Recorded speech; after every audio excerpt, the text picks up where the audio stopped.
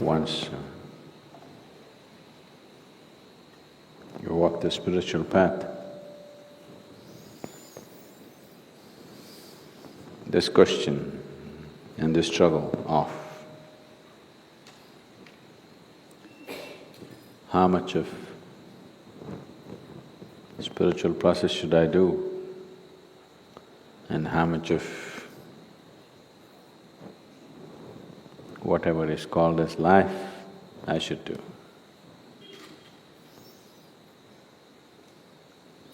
And for most people the struggle is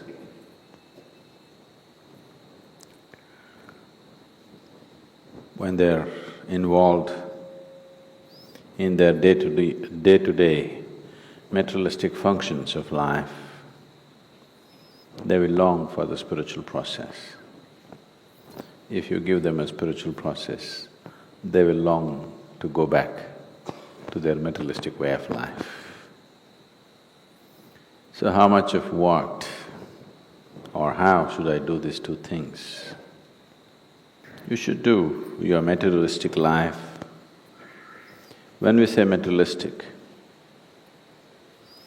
that which concerns and satisfies one's physical body and one's mind is materialistic life.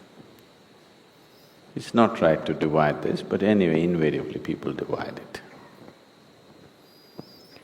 So that which satisfies your body and your mind, how much of it you should do or how you should do means you must do it like you are going to live forever.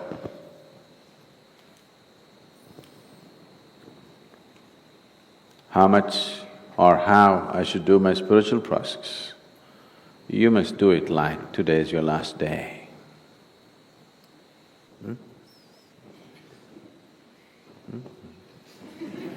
Which way is it? No. On a certain day, a hunter caught a little bird, a tiny little bird. And he was about to take its life. Then the little bird said, "You have caught and eaten many far bigger animals in your life, but it has not satisfied your hunger. Me, a little bird, this much I am. What can I do for you? So why kill me?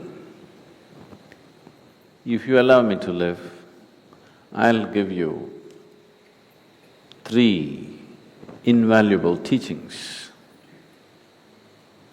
with which your life will be phenomenally rich. One teaching I will give you when I'm still in your hand. The second teaching I will give you when I sit upon the roof of your house.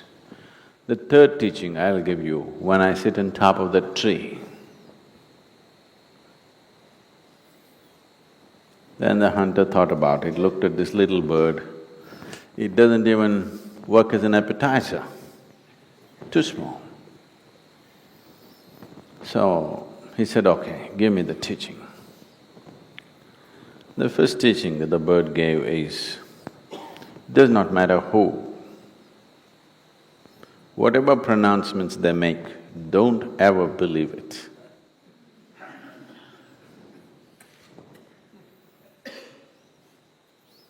Took off from his hand, went and sat on top of the roof.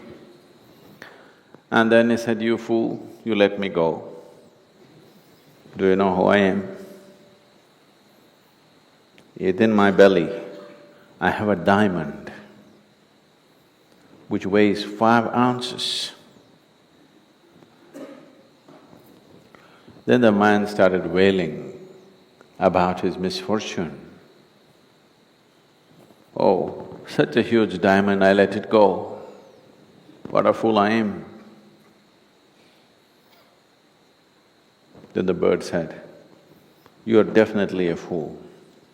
I already told you, never believe any pronouncements made by anybody. whoever they may be. See, I weigh just 2 ounces. How can I have a diamond 5 ounces in my belly, you fool? So the second teaching is, never look back and regret at anything that is past.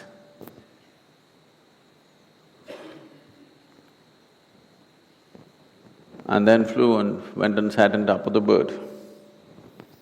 The men started screaming and wailing, "No, I missed the diamond, now you're telling me not to regret, you fooled me." And the bird went and sat there and waited. Then he recovered, okay, never regret for what has happened. Okay, tell me, what's the third teaching? The bird said, anyway, you did not listen to the first 2. What is the use of the third?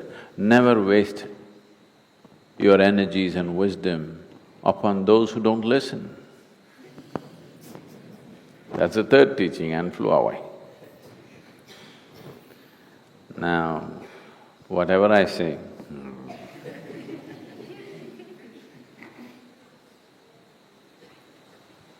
it's not going to work.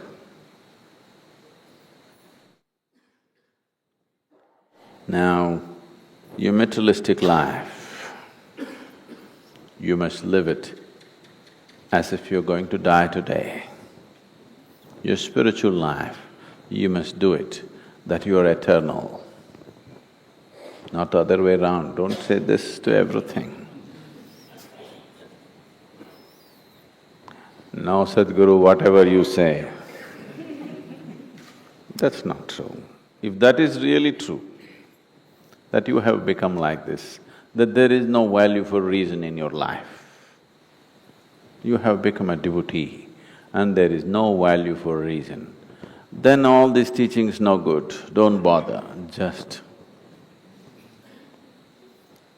You know, when we were doing the wholeness program, the 90-day program,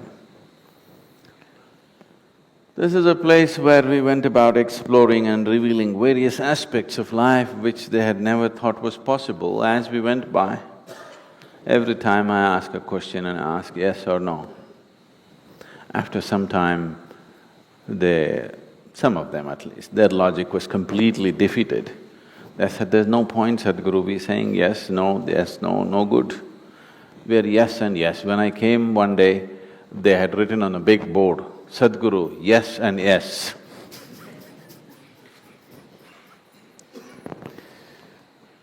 So if you have realized there's no value for your logic, then, yeah, everything doesn't matter. You don't even have to do this. You don't even have to say yes. But when you still live by logic, whatever is said by whoever, you have to put it to the test of your logic. Because if you do not do that, your logic will not evolve. Logic is a horrible thing if it is in a rudimentary condition. If you refine your logic, it can be the way to your liberation. It can be a stepping stone to your liberation if you refine it. If it's in a rudimentary condition, it is a horrible thing. It blocks you from everything, it makes you suspicious about everything. It will not let you experience anything. So, you've not given up your logic, have you? You're not listening, that's why. If you live your materialistic life like you're going to live forever, what will you do? You will buy 1,673 pairs of shoes. I went to somebody's house in the United States and I was sitting in their house and then I needed to use the bathroom. So I went and opened a door thinking that is the bathroom. I opened, it was a large room, about, let's say, one segment of this hall like this, and it was full of shoes. Hundreds of pairs of shoes. I looked, are they in some kind of shoe business? Then I came out and the lady of the house was trying to guide me to the bathroom. Then I asked, what are all those shoes? She said, oh, no. Not 2 dozens, hundreds of shoes. No.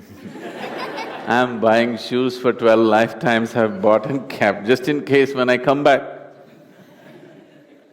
If the shoe price is high in my next life, I've already bought them and kept. So you don't live your materialistic life like you're going to live forever. You live your materialistic life like today is the last day. You live your spiritual life like you're eternal. So without listening, without applying your logic, don't say yes, unless you become just yes and yes.